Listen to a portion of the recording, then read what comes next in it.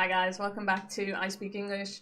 My name's Hayley and today we're going to be taking a look at cleft sentences for your Cambridge C1 exam. So this is an essential grammar point for Cambridge C1. The examiners are looking to see if you know how to make a cleft sentence. If you do and you can prove it in different parts of the exam, you're going to get much higher points than if you don't use it at all, okay? So if you don't know what cleft sentences are, you don't know how to make them, keep watching because this is really going to help your grammar mark for your exam. But before we take a look at cleft sentences, make sure that you're subscribed and that you hit the bell so that you can get weekly lessons from me. I upload new videos every Saturday, so if you want to continue learning for free, make sure that you subscribe and you hit the bell so you'll get a notification from me every time I upload a new video. Alright, with that being said then, let's get started.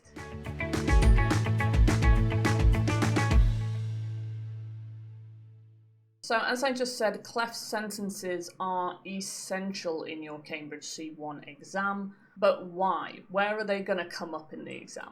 So you'll probably find these most commonly in keyword transformation. There's always one in keyword transformation. I've looked at tons of keyword transformation exercises, hundreds of them, and there's always one cleft sentence in keyword transformation. Remember, you get 2 points per sentence for your keyword transformation, so it's important that you know cleft sentences for this. I'm going to show you an example in a second of what that'll look like. You're expected to use these in writing as well. Again, I'll show you an example of how I would use them in writing, and you can just kind of copy that and use it in your writing if you want to get higher marks. Speaking as well. So we do use cleft sentences in speaking. So if you can get at least one cleft sentence in one part of your speaking, then you'll get much higher points for grammar. And I'm going to show you again examples of how I would use it in speaking. If you're struggling with any parts of the exam, keyword transformation, writing, speaking, I do have a bunch of video courses on all of these topics. I'll link them in the description below. I'll put a little discount code there for you if you're interested in any of the courses. They all go really in detail about each part of the exam. So if you're struggling with just one part, you can kind of pick that up there and it should get your mark a bit higher. But for now, let's take a look at cleft sentences. So first we're going to take a look at how to use them in the exam, and then we'll go through the grammar of how to actually make them. So let's start with speaking part 2 then. So your speaking part 2 is where you have the two photos and you need to compare and contrast them. So this is a really good phrase that you could just kind of take and remember and just use in your speaking part 2.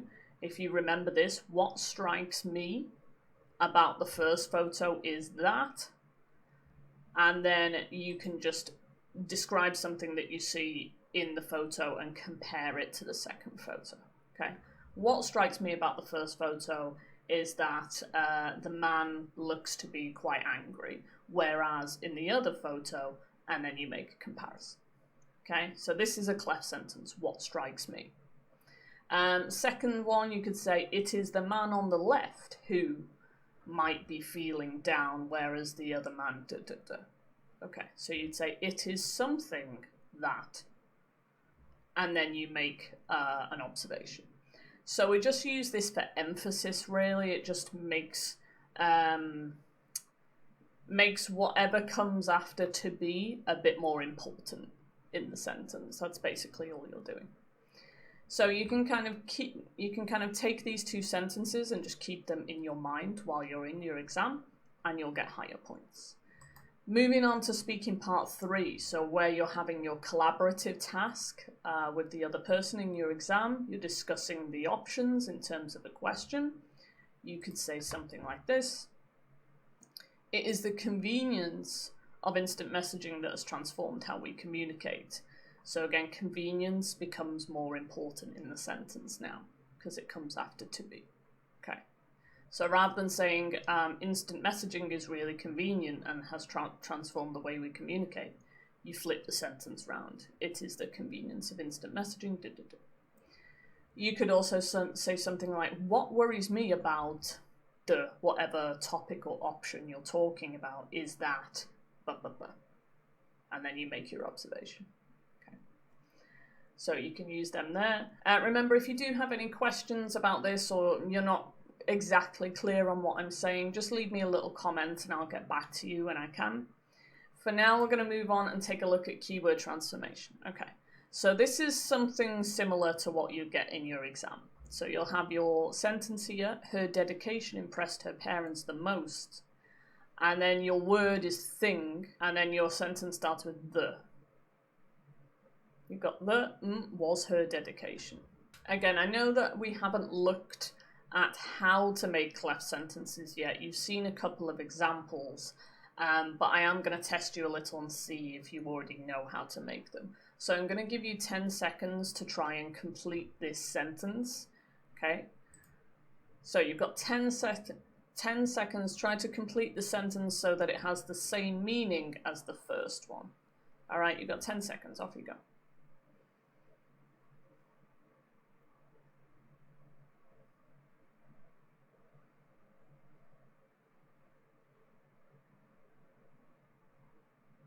All right, your 10 seconds are up. The answer is this. The thing that impressed her parents the most was her dedication. That is a cleft sentence. The thing that impressed her parents the most was her dedication. Right, so you're just changing the emphasis on what is important in your sentence. If you don't quite understand how I did that or why that's the correct answer, we're going to take a look at a second in how to make cleft sentences.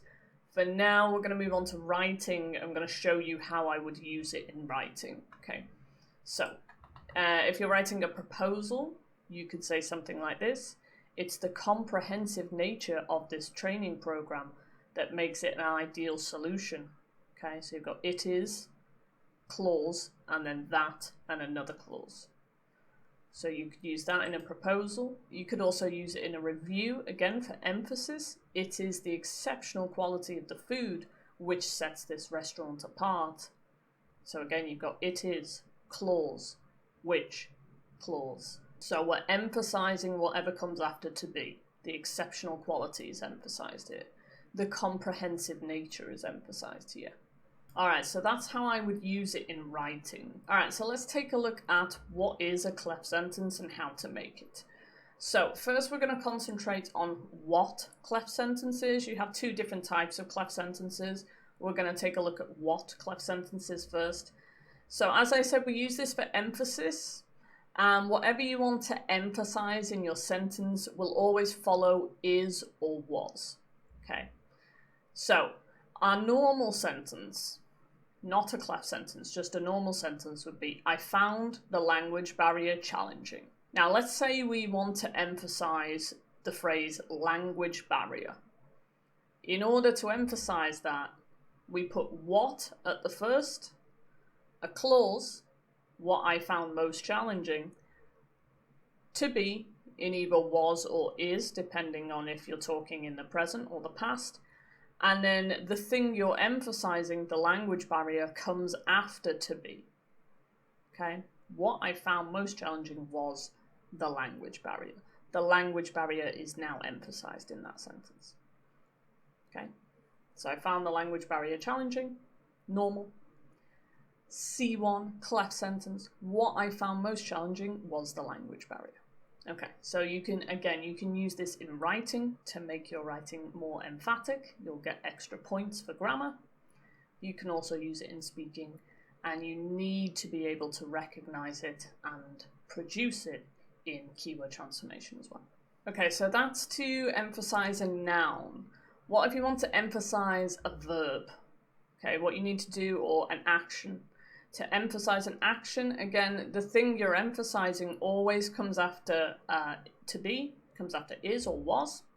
So if I say, I turned off the electricity to fix the bulb, if I want to emphasize turn off, the verb, I can say what I did was turn off the electricity. Okay, so you need to add in do. What I did was. You need to add in do, and then the thing you're emphasizing, the action, comes after was or to be. Okay. What I did was turn off the electricity. Turn off the electricity is now the most important thing in this sentence. Okay, so that's your what-clefts sentences. Now we're going to take a look at it-clefts sentences. So you just have two types, what and it. Your it-clefts sentences, we put it immediately followed by is or was. The thing you want to emphasize, that, and then the rest of your sentence. Okay? So we use it sentences to emphasize a specific part of a sentence, and as usual, the emphasized part or action follows is or was. Okay, for example, you say, I enjoyed the amazing food most about our trip, and I want to emphasize the amazing food using an it clause. I would put it was the amazing food, because that's what I want to emphasize, that, always with that, and then the rest of my sentence.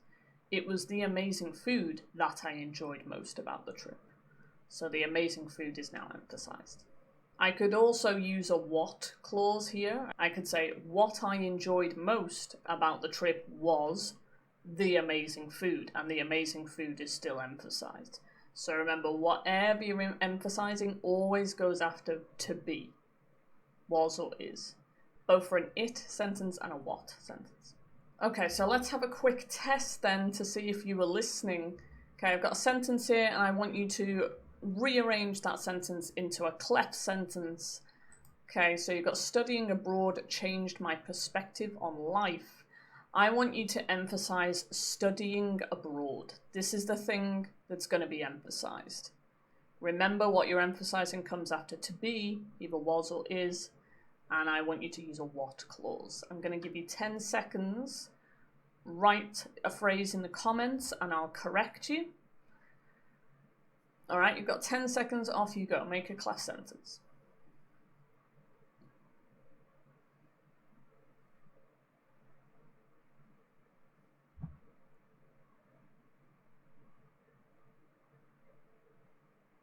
All right, your 10 seconds are up. This is what you should have wrote. What changed my perspective on life was studying abroad. Again, studying abroad is emphasized here, okay? All right, one more. The availability of amenities makes city life appealing. I want you to make a cleft sentence with it, and the availability of amenities is what you should emphasize. Okay, so that's what's coming after to be, was or is. Again, you've got 10 seconds. Write a comment and I'll correct you. Off you go.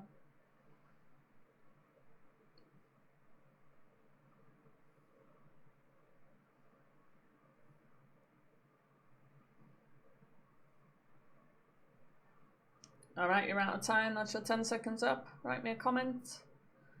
You should have written, it is the availability of amenities that makes city life appealing.